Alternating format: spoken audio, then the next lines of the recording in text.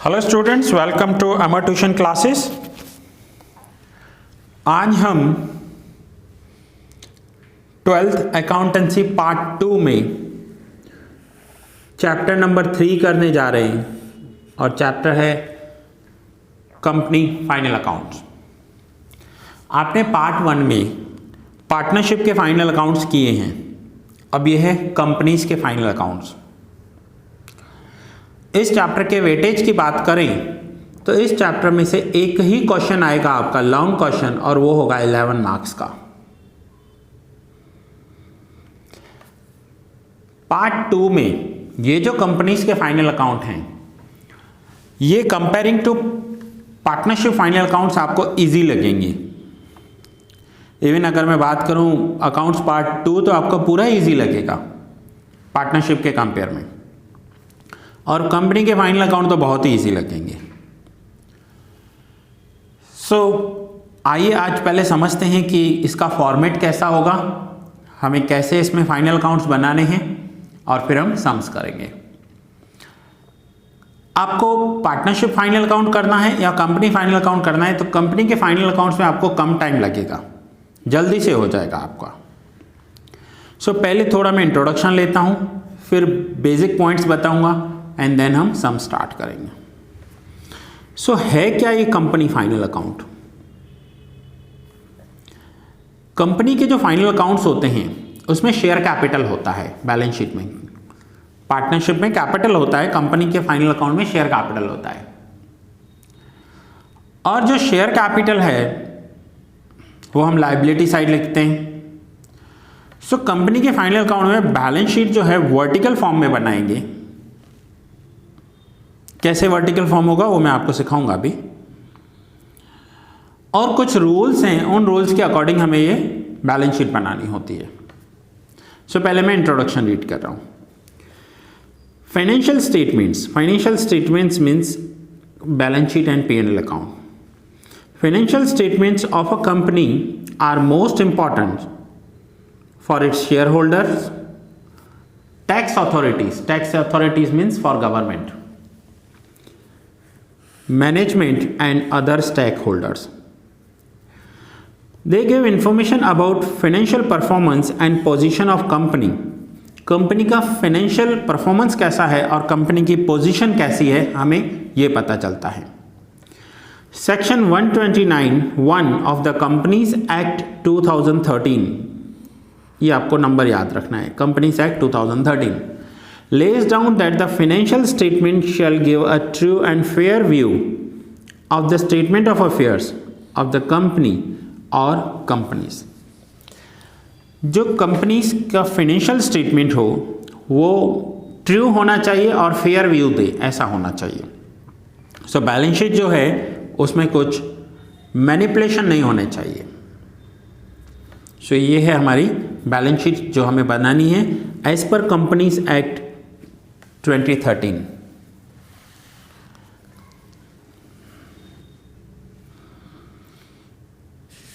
अब हमें ये एज पर कंपनीज एक्ट बनानी तो है, बट कैसे बनाएं, तो उस पॉइंट को अब मैं आपको समझा रहा हूं।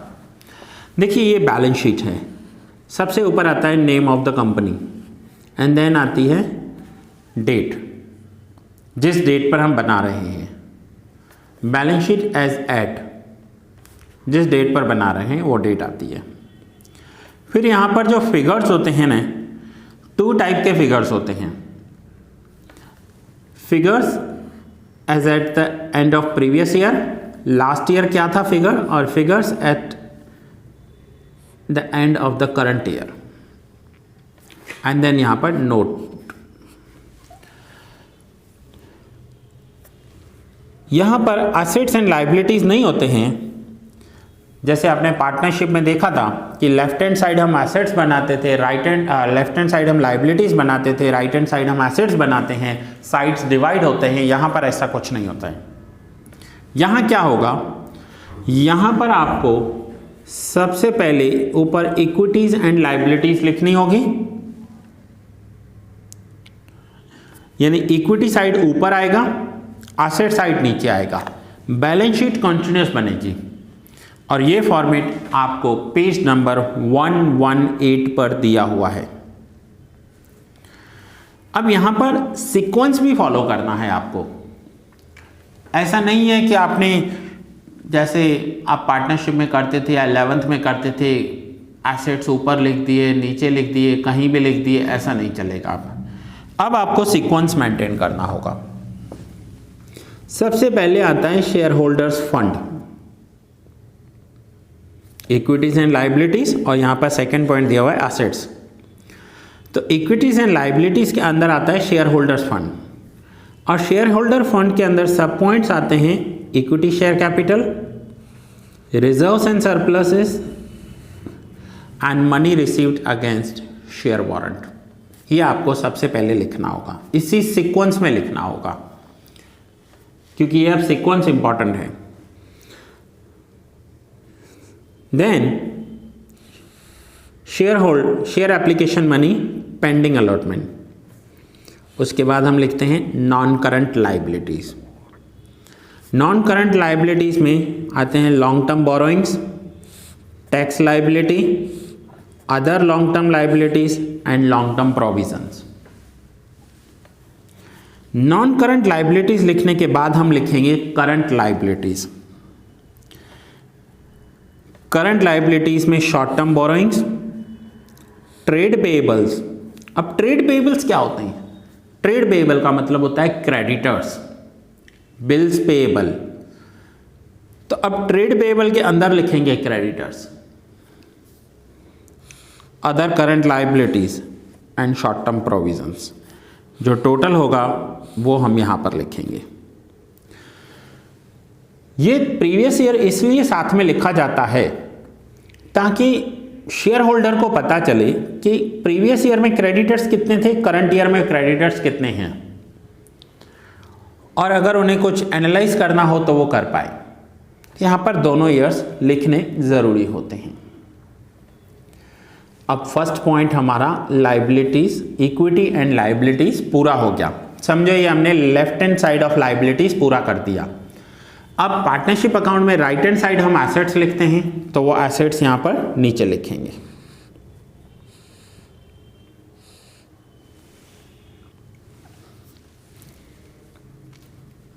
सबसे पहले आते हैं non current assets, first point, और सेकंड पॉइंट आपको यहां पर दिया हुआ है, देखो करंट एसेट्स।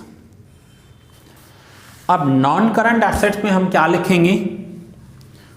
सो फिक्स्ड एसेट्स, जिसमें tangible assets, intangible assets, capital work in progress, intangible assets under development, non current investment means long term investment, deferred tax as a assets, long term loans and advances and other non current assets। First point पूरा करने के बाद हम second point पर आएंगे, current assets, और उसमें आते हैं करंट इन्वेस्टमेंट या फिर शॉर्ट टर्म इन्वेस्टमेंट्स जो होते हैं, inventories, trade receivables, cash and cash equivalents, short term loans and advances and other current assets.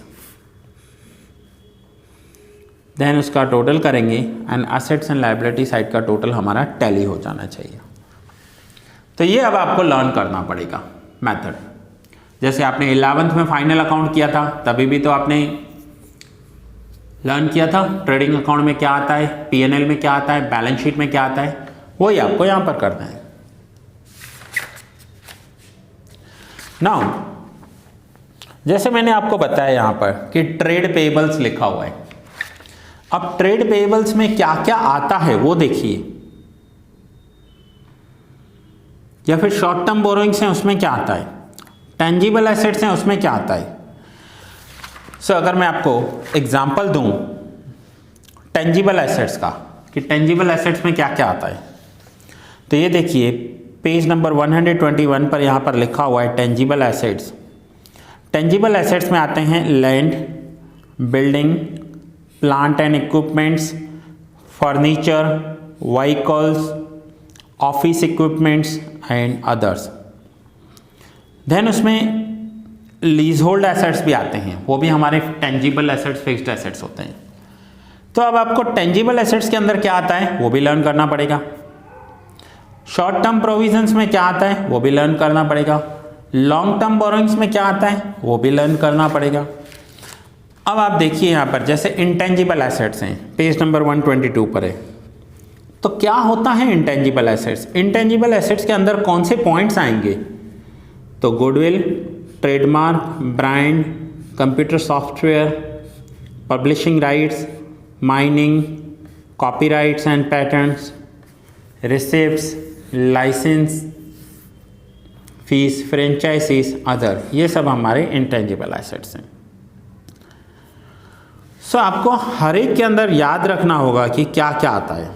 जैसे यहाँ लिखा हुआ है ट्रेड रिसीवेबल, तो ट्रेड रिसीवेबल्स होते हैं डेटर्स एंड बिल्स रिसीवेबल, इसे कहते हैं trade receivable. Cash and cash equivalents, तो इसमें आता है cash on hand, bank balance, cheques and drafts, others. तो ये फॉर्मेट पूरा आपको लर्न करना पड़ेगा।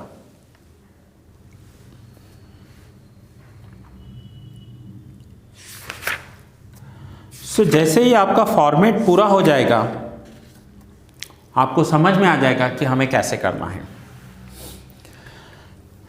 दूसरा है statement of profit and loss account. ये मैं आपको आने वाले लेक्चर्स में करवाऊंगा। एक साथ अगर दोनों फॉर्मेट समझा दूंगा तो आपको थोड़ा हैवी हो जाएगा। तो पहले आप बैलेंस शीट लर्न कर दीजिए।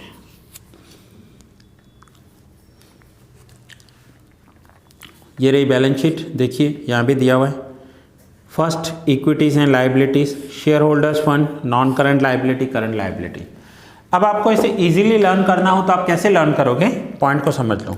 पेज नंबर 126 पर है share holders fund, non current liability and current liability.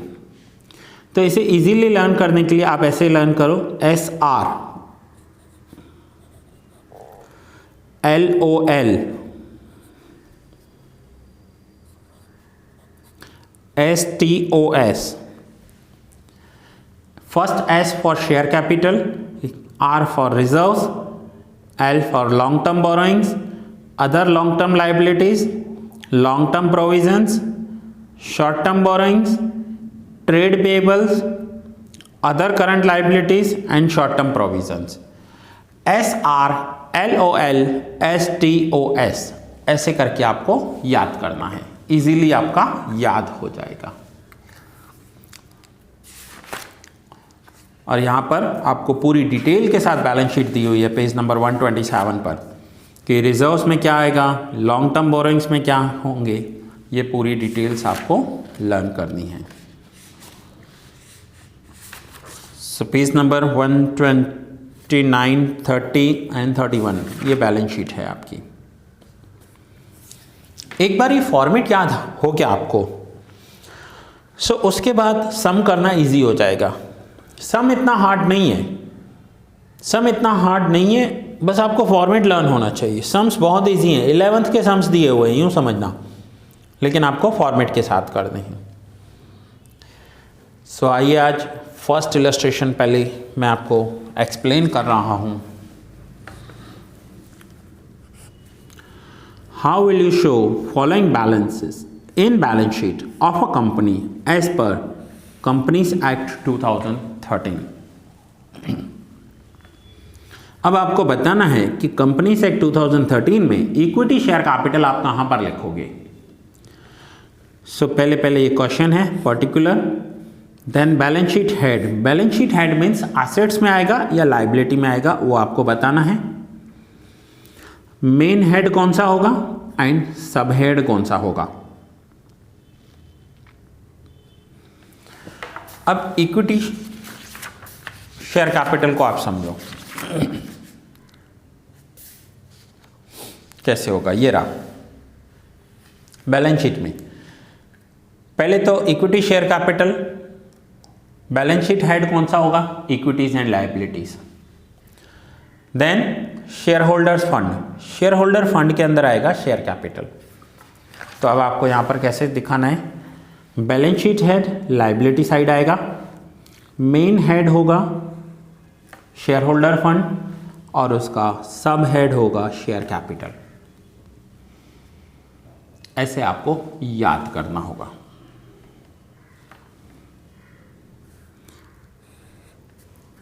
Call सिनेरियर्स जब हम शेयर्स इश्यू करते हैं, कंपनी कोई भी शेयर्स इश्यू करती है तो उस इश्यू में कुछ शेयर होल्डर्स पहले पैसा दे देते हैं और कुछ बाद में देते हैं, कुछ के बाकी रह जाते हैं। सो जिनका पैसा आना बाकी है उसे कहते हैं कॉल सिनेरियर्स।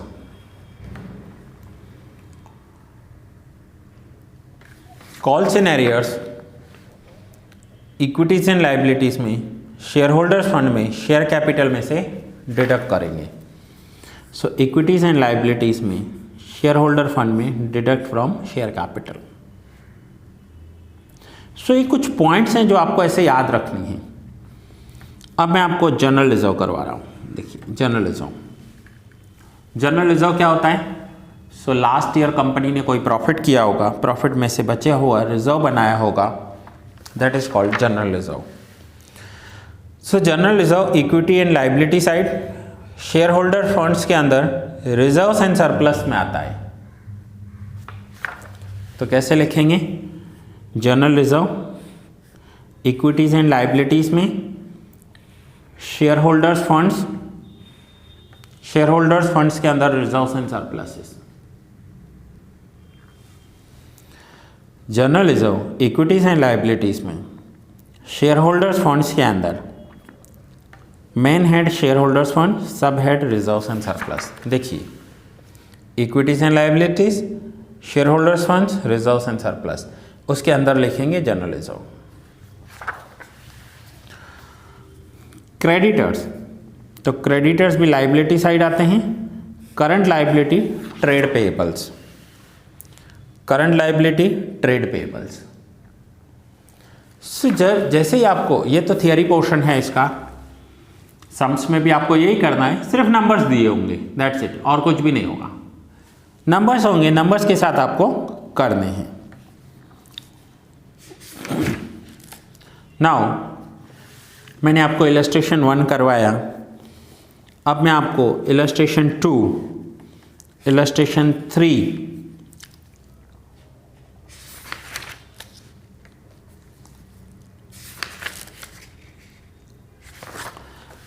एंड इलस्ट्रेशन 6, 7 होमवर्क में दे रहा हूं। Illustration 2, illustration 3, illustration 6 and illustration 7 ये आपको होमवर्क में करने हैं। Homework illustration 2, illustration 3, illustration 6 and illustration 7। Same यही पॉइंट्स इसमें दिए हुए हैं, कुछ अलग नहीं दिया हुआ है। सपोज कीजिए इलस्ट्रेशन 7 में 13 पॉइंट में दिया हुआ है व्हीकल, तो आपको ऐसे ही 4 कॉलम बनाने हैं। फिर 13 पॉइंट व्हीकल कहाँ पर आता है, एसेट्स में आता है। बैलेंस शीट का कौन सी साइड आता है, तो बैलेंस शीट का साइड लिखना है, एसेट साइड। किस में आता है, नॉन करंट एसेट्स में। नॉन करंट एसेट्स के अंदर कहाँ पर, टेंजिबल एसेट्स में। तो ये आपको लर्न करना होगा, जब तक ये लर्न नहीं करोगे तब तक नहीं आएगा। इसके बाद सिर्फ आपको अमाउंट्स ही पुट करने हैं, कुछ ज़्यादा नहीं करना है। इसके बाद आपको सिर्फ अमाउंट्स ही लिखने हैं। देखिए इलस्ट्रेशन 4 में क्या है, इलस्ट्रेशन 4 में यही सब कुछ दिया हुआ है, लेकिन आपको बैलेंस शीट बनाकर दिखानी है। पूरा फाइनल अकाउंट नहीं करना है पार्टनरशिप के जैसा, trading, P&L, balance sheet, P&L appropriation, then adjustments, then hidden adjustments, ऐसा नहीं है। यहाँ पर आपको सम में नंबर्स दिए हुए हैं और उसे एक फॉर्मेट में आपको एज पर रूल्स लिखकर दिखाना है, और इतना आपको 11 मार्क्स में आएगा। इतना आपको 11 मार्क्स में आएगा। सो बहुत ही इजी होगा अगर आप ये सब लर्न कर लोगे तो। यहाँ पर आज आपको मैंने होमवर्क दिया इलस्ट्रेशन 2, 3, 6, 7। अगर आपको इन इलस्ट्रेशंस में किसी भी इलस्ट्रेशन में कोई भी डाउट हो रहा है तो आप मुझे कॉल कीजिए, व्हाट्सएप कीजिए, मैं आपका डाउट सॉल्व करूँगा। नाउ ये अभी मैंने जो आपको एक्सप्लेन किया ये बैलेंस शीट का फॉर्मेट था। अभी ट्रेडिंग पीएनएल तो बाकी है। ट्रेडिंग पीएनएल कंपनीज अकाउंट में कंबाइन बनाया जाता है। सो वो जब हम करेंगे तब मैं आपको एक्सप्लेन करूँगा। अभी मैंने आपको बैलेंस शीट करवाई और बैलेंस शीट करने के बाद मैं आपको बैलेंस शीट बनाने के कुछ सम्स करवाऊँगा। सम में आपको ऐसा ज़रूरी नहीं है कि आए के ट्रेडिंग पीएनएल और बैलेंस शीट बनाओ, ऐसा नहीं है। इसमें आपको सम होगा और उस सम में आपको सिर्फ बैलेंस शीट बनानी है, ओनली बैलेंस शीट। यानी आपको फाइनल अकाउंट नहीं करना है, फाइनल अकाउंट की बैलेंस शीट बनाकर उसे एज पर सीक्वेंस कैसे लिखना है वो लिख कर दिखाना है आपको यहाँ पर। सो स्टूडेंट्स, ये लेक्चर इंट्रोडक्शन लेक्चर था। ये लेक्चर आपका यहाँ ही पूरा हुआ। नेक्स्ट लेक्चर में मैं एक्सरसाइज के सम्स करवाऊंगा और उसमें मैं आपको बताऊंगा कि बैलेंस शीट कैसे बनाई जाती है। ठीक है, बहुत ही, मैं वंस अगेन आपको रिमाइंड करवा रहा हूँ, बहुत इजी चैप्टर है।